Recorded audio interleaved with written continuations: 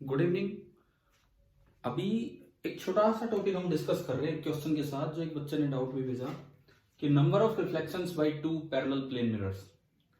ये एक क्वेश्चन है कि दो पैरेलल मिरर्स हैं, दोनों प्लेन हैं और दोनों की रिफ्लेक्टिंग साइड डेफिनेटली अंदर होगी। 10 mm इनके बीच का गैप है, 10 मिलीमीटर, और दोनों मिरर्स की जो लंबाई है वो 2-2 मीटर है। और ये एक ब्लू कलर में मैंने एक इंसिडेंट रे बनाई, रेड कलर में नॉर्मल है, और इंसिडेंट रे 30 डिग्री पे आई है।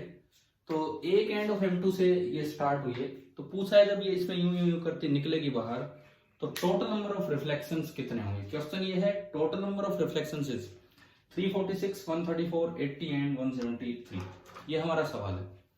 तो आपको ना कहीं ज्योमेट्री पे ही बेस्ड बस ये सवाल है और कुछ नहीं। देखो, जितना एंगल ऑफ इंसिडेंस है उतना ही आपका होगा एंगल ऑफ रिफ्लेक्शन। तो पहली बार ये रिफ्लेक्शन हुआ 30 डिग्री पे, तो आप ये काउंट कर लो, ये मेजर कर लो कि भाई ये कैलकुलेट कर लो कि ये लेंथ कितनी होगी। सपोज मैं इस लेंथ को d बोलता हूं कि फर्स्ट टाइम जो रिफ्लेक्ट होके रह गई है वो d इधर गई, और उसके बाद फिर मैंने अगला नॉर्मल बना दिया। अब जो सेकंड टाइम जो जाएगी बाई सिमेट्री, इतना ही अगेन आगे जाएगी। इस सिमेट्री से 30 डिग्री, ये भी 30 डिग्री, तो ये वाली जो लेंथ है ये भी d होगी। ऐसे नेक्स्ट d और d, तो यूं देखा जाए तो ये d इधर भी काउंट होगी। तो d d, एक रिफ्लेक्शन, दो रिफ्लेक्शन, देखो एक रिफ्लेक्शन हुआ तो d लेंथ होगी, दो रिफ्लेक्शन हुए तो यहां तक की लेंथ हो चुकी है 2d। तो ऐसे ऐसे अगर n रिफ्लेक्शंस होते हैं, let total number of reflections, let total number of reflections be n। Suppose कीजिए टोटल n रिफ्लेक्शंस हुए, एक बार में अगर लेंथ d कवर होती है तो जो टोटल लेंथ होगी वो nd हो जाएगी। nd, n इंटू डी, इसको हिंदी में मत बोलना, n into D, and this is equal to 2 metre. तो मुझे अगर n पता लग जाए, ना सॉरी d पता लग जाए, तो n आ जाएगा number of reflections 2 metre divided by d। अच्छा, d आएगा ज्योमेट्रिकली, ये लेंथ है 10 मिलीमीटर, मैं इसको a बोलता हूं, ये b और ये c, तो a भी आपका 10 मिलीमीटर है। तो in triangle ABC, in triangle ABC triangle में आप अगर देखें तो ये दिया गया है, ये angle 30 degree by law of reflection, तो tangent of 30 degree this is equal to d upon ये दूरी है 10 मिलीमीटर। तो यहां से मेरे पास d आ गया 10 मिलीमीटर इंटू 1030 विच इज 1/√3।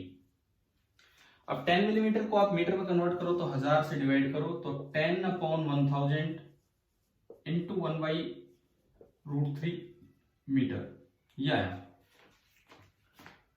एक जीरो से एक जीरो गया, तो 1/√3 इंटू 100, √3 होता है 1.73 इंटू 100 मीटर, तो ये आ गया 1/173 मीटर। मेरे पास d आ गया 1/173 मीटर, ये हमने इसमें पुट किया।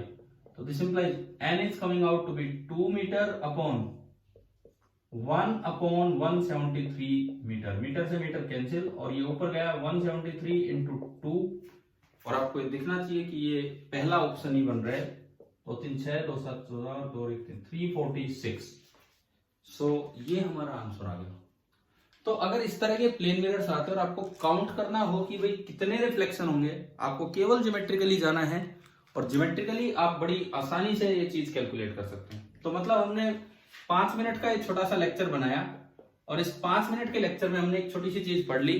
ठीक है, एक बच्चे ने डाउट भेजा था, लेकिन आप सभी को ये पता होना चाहिए कि ये किस तरह से, मैंने वो क्वेश्चन बोर्ड पे नहीं लिखा है, बट क्वेश्चन यही था कि दो पैरेलल प्लेन मिरर्स हैं, मिरर की लेंथ दे रखी है, दोनों के बीच का सेपरेशन दे रखा है, और एंगल ऑफ इंसिडेंस दे रखा है एक एंड पे। तो आपको ये बताना है टोटल नंबर ऑफ रिफ्लेक्शंस कितने होंगे। अच्छा, अगर इसको आप एक फॉर्मूले की तरह बनाना चाहें, देखिए मिरर की लेंथ को मान लीजिए L, दोनों के बीच के सेपरेशन को मान लीजिए D, कैपिटल D, और एंगल ऑफ इंसिडेंस हमारा हो गया I। अगर मैं इस तरह से चलूं तो ये इक्वेशन बनती है, D तो मुझे निकालना है, N into D, number of reflection into D, ये मुझे निकालना है, इज इक्वल टू 2 मीटर की जगह में लिख सकता हूं L। Total length L। तो यहां से n आ गया L/d। अब आप ट्राइंगल एबीसी में जाओगे तो tangent of I, angle of incidence, is equal to D/10 millimetre आपका है कैपिटल D। इट मीन्स अगर आप स्मॉल d की बात करें तो ये तो कैपिटल D और ये आपका हो गया tangent I, capital D into tangent I। और आप अगर इसको ऊपर उसमें पुट कर दें तो हमारे पास जो नंबर ऑफ रिफ्लेक्शंस आए, देखिए total number of reflections are coming out to be capital L/d, where d is capital D into 10i। तो नंबर ऑफ रिफ्लेक्शंस आ जाएंगे L/कैपिटल D into tangent of I। मतलब कभी भी अगर ऐसा कोई सवाल आए तो ये सीधा फॉर्मूला हो गया। L है एक मिरर की लेंथ, D है दोनों मिरर्स के बीच का सेपरेशन, और 10i वेयर एंगल I है एंगल ऑफ इंसिडेंस। अगर आप इसमें डायरेक्ट लगाओ तो नंबर ऑफ रिफ्लेक्शंस इस फॉर्मूले से निकालो।